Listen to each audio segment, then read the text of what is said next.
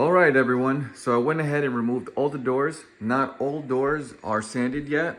I just needed to remove the doors today because it's Easter weekend. My family's not here. So now I can get started by sanding all the frames and the moldings on top. I wanted to do that now, but before I do, I have to make sure everything is removed. As you can see, there's a lot to do, but that's okay. I just got to figure out where to put them. So it is a big project. I thought it was going to be an easy thing. No. So far, I've been already doing this for a week. I think I'm up to number 10 when it comes to the cabin doors. I think there's over 27, 28 doors, including the drawers.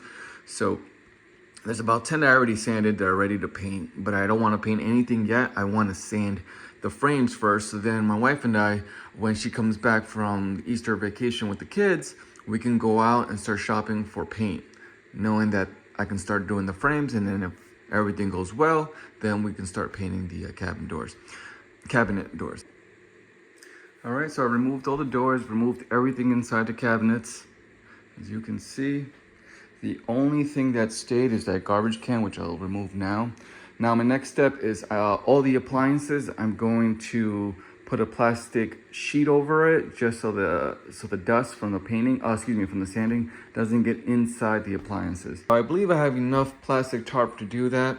I just want to confirm dimensions so I don't cut it too short. I don't want nothing to pass. I don't want no dust passing this area over here. So that's what I'm gonna do now, start taking measurements and start taping it up with some blue tape. Make sure that your blue tape is not too strong, because the last thing you wanna do is peel off the paint that you already have on your walls. All right, so there you go. This is 8x4, this long sheet, and that sheet is going to be to cover up this space right here, this doorway. Then I'm gonna do the same one. I believe it's the same size. I haven't taken a measurement here yet, but it's also gonna be placed here.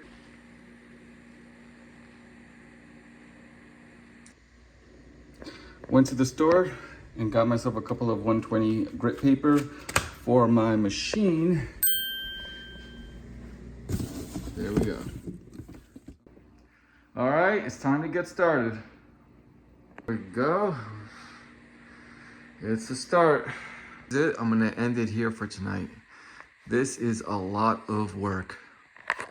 Seems like it's not a lot of progress, but believe me, I put in that work.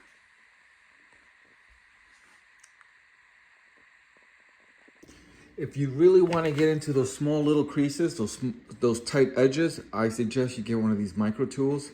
This helped me out a lot, especially when I was dealing with the top corners right there, right underneath the molding, to give it that straight shave, and it's coming out great. The back wall, this side right here, these side panels, I'm going to do them later. Right now, let's see. This is good so far. I'm just gonna start this area right here, up, and then end it on the side. Again, the top molds I won't be doing tonight.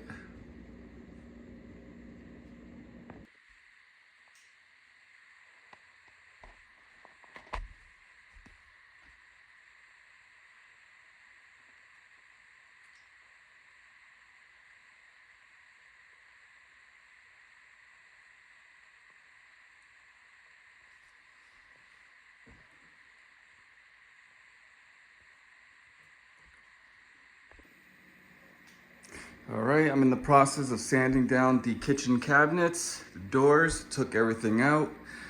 Can't remember what day I'm in. I think this is like day 18. I'm kidding. Maybe, I'm not sure. I've done so much, invested in time and work, but you know what? It's gonna be well worth it once it's done.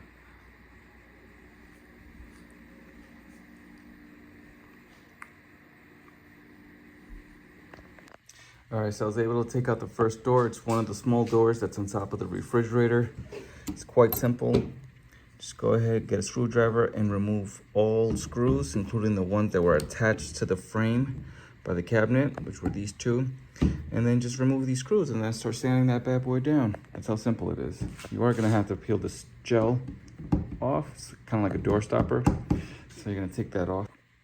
And also make sure that you put everything that you took out of that one particular door, put it in its own bag and label it. Number 10, I'm gonna write it down inside, and I'm gonna write number 10 on this bag so I know that this came from here.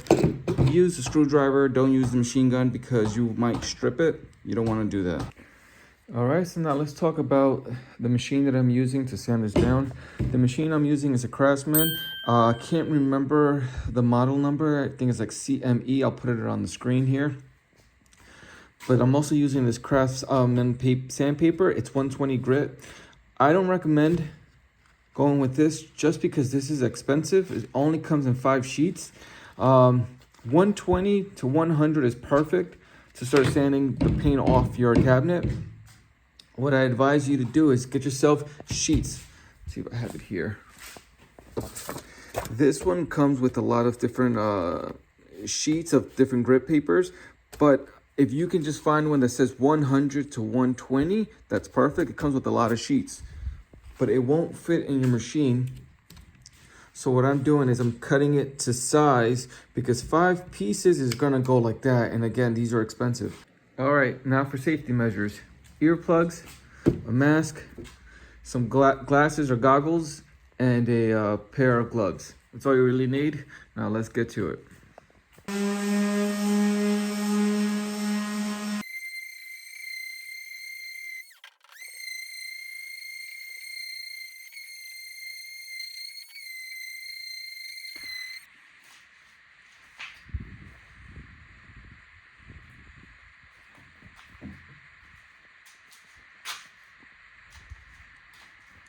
This one still needs more work. As you can see, there's about some white prime on there, so that needs to be cleaned out.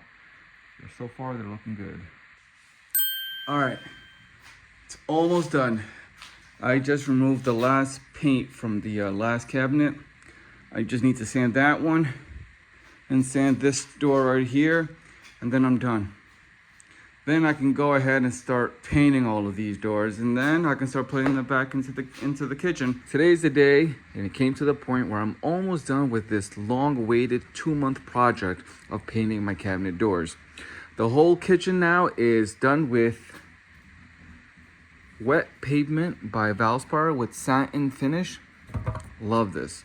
Why am I showing you stain? Because this is the reason what delayed the project. You see, I went ahead and sanded everything, and I took a random 4 doors and stained them to see how it's gonna look in the kitchen. And we didn't like it because this looks gray with a little bit of blue, but once you add 2 coats, 3 coats, now it's blue. I'm gonna show you the clip. We didn't like it.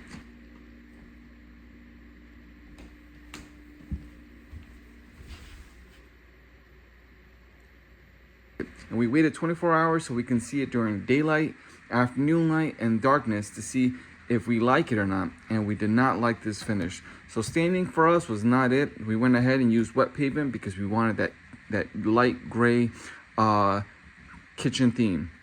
So that is where I am now. Painting is what I love doing. Sanding was one of the worst things I had to encounter. I remember sanding my skateboard when I was a kid. That was nothing compared to how many doors? I think it was like 22 doors there plus 4 inside. It's unbelievable. I had my sanding machine plus my vacuum connected to my sanding machine. Everything was in there, but yet still, as you can see here, this garbage bin was actually perfect to sand just because it was more of my height level. The first 2 doors that I painted on this table right here, it hurt my back because I was always hunched over. I'm a tall dude. But goof off was one of the perfect things that I encountered because it helped with sanding. It helped, like in seconds, it removed the paint. So all I had to do was just remove the base coat that was onto the cabinet doors, which didn't take long. So this actually cut off a lot of time. Something that took me about 3 hours to do, 2.5 hours, it only took me about 45 minutes now because of goof off. But even though 45 minutes to sand each door, it's time consuming. So staining was not what we wanted. Painting, with the wet pavement, that's the color, is perfect for us. And what am I going to use? Well, I'm using this brush right here. Perfect brush for the corners. Then I'm going to use a roller. Make sure that you get the one that says cabinet doors. Perfect size. For the base area here, this corner piece right here, I'll be using this. Again, this is going to be for the corners that you see here. And you're only going to do one light coat on the corners. Why? Because once you're going to flip it over and paint the other side, then you're going to do another light coat, and that'll be one strong coat already covering the corners. That's all you need. You don't want it too heavy, it'll drip. So Goof Off is what I use to remove the paint. Now Mineral Spirit is what I already used to clean off all the sanding that I did on these doors. So now these are good to paint. I'll listen to some good music. So I won't be turning on, I won't have my camera on because this is my phone, it's not my GoPro. I'm just gonna turn it off, listen to music, and be in the zone to paint my first coat. Once I'm done, I wanna turn the camera back on and show you guys how it looks. All right. Now, when you're about to paint, before you do, make sure you mix the paint and you wipe off any dust or debris that's on this pan. Even though this is not reusable, but it's a disposable pan. My actual pan is right here. You always want to make sure that the disposable pan that you're using is dust free. You don't want to mix the paint with the dust. So now that's clean. I mixed the paint.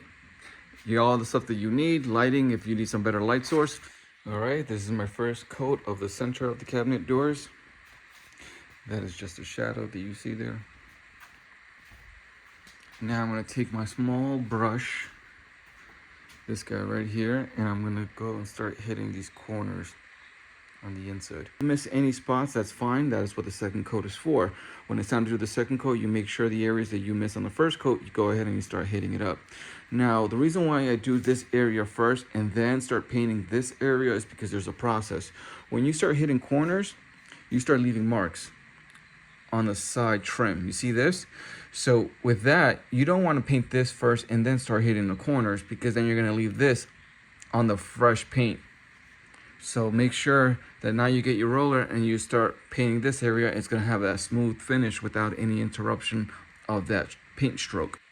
All right, everyone, that is the first coat. What you see there is actually the shadow from the lamp, but so far so good. This is only the first coat. Whatever you missed out on the first coat, you'll catch it on the second one. And remember, like I said, the bottom pieces, do a light coat so nothing drips under.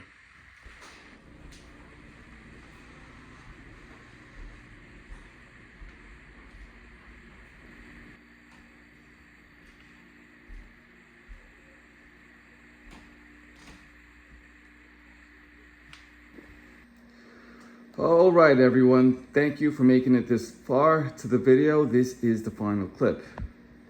It's officially done. It took about 9 weeks to do. It feels like it's been 85 years, to be honest. It took so long. Pretty much the beginning of this year was because of this project. But I'm glad it's done. My wife and I, we love it. The reason why it took so long was because of the color. We went ahead and we stained it. We did not like the way the stain looked, more because of the color. It looked great, but then for some reason, because we have stained it multiple times, it kind of gave that blue grayish hue. And we didn't want that blue at any part of this kitchen. We wanted more of that light gray tone. And so what we did is we went back to Lowe's and we looked through so many swatches. We brought them home. We had it by the corner of this wall right here. And we just started looking at the colors, what works. We left it there for 24 hours, all those swatches, to see how it looks during the daytime, nighttime, the afternoon, evening. And we came to the conclusion that this is the color we were going to keep. The color that you see right here, this is Wet Pavement by Valspar. I'll put the link below or the image here if I haven't already. It's beautiful. We love it. Now, do I love it? Yes. However, there are a few imperfections that I'm going to have to discuss in this video just because it's out of my reach. It's not my problem. I did my best. For example, these handles, love the handles. No problem with the handles. I had to make holes on top right here and here because if you remember, the only holes that we had were right here, and these were the little doorknobs, the little circle ones. So I had to make the new holes on top and center it. I had bought this, this ruler that would let you know if you're doing it straight or not. And it worked well. I'll put the image below or the link below for you guys to purchase it. But I suggest you do that because you do not want your handles to be crooked. I love this. Beautiful. Coming from door handles that were black and chipped out with little ugly doorknobs. I didn't like that. This looks pleasant, looks beautiful. However, I have to bash this one right here. These holes were already here. And all I did was remove the doorknob, sanded it down, repainted it, and I want you to see that this one is crooked. It's not straight, it's not leveled. And I didn't know that in the naked eye. I noticed it once the drawer was inside. And then I started realizing there were a couple more. These two, the top ones, the ones at the bottoms are fine, but these two, they're crooked. See it? Especially the one on the top. Again, that's out of my reach. I did not do that. So that sucks. And then the last one is this one right here. If you look closely, that bad boy is not centered. It leans more to the right. That's out of my reach, but I will be fixing that. That's not a problem. It's easy to do. The last one that I want to discuss is this one. If you see that gap right there, again, it was already there because all I did was remove the screws, took it out, sanded it, painted it, and put it back. That gap was there, and I never noticed it because everything was black, so you couldn't really tell that there was a gap there. I will be fixing that. That's not the problem. Those are the easy stuff. I did install these little guys right here. My wife did this right here to make it look nice and fresh there. So when you close it, it doesn't make that noise when you slam it. These two doors are going, I'm gonna do this today. I'm gonna install the pressure hinges that when you close it, they don't slam. There's like a pressure mechanism that makes it close slowly. I like that. So I'm gonna be doing that on these two because these two doors are always used most. And what else? Last one are the LEDs. The LEDs that I have right now, I can't turn them on because I'm using my phone to record this clip. But when I turn them on, when I'm driving home, I go on my phone, I can turn on the lights. So when I get home, it lights up the kitchen so I don't come to a dark home. I like that feature. The only problem I don't like is the LEDs itself. I paid about $5 for each strip. I thought I was getting a bargain, and they do work. However, they're not true to its color. So they're all the same brand, but this one, for some reason, is like a bluish white. This one is more of a yellowish white, and then this one is white. So they just don't match, and I don't like that. And they're on the top and also underneath.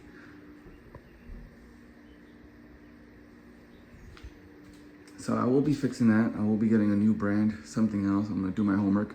So then everything matches and everything looks clean. And that's about it. Thank you, everybody. Thank you for watching this. I love it.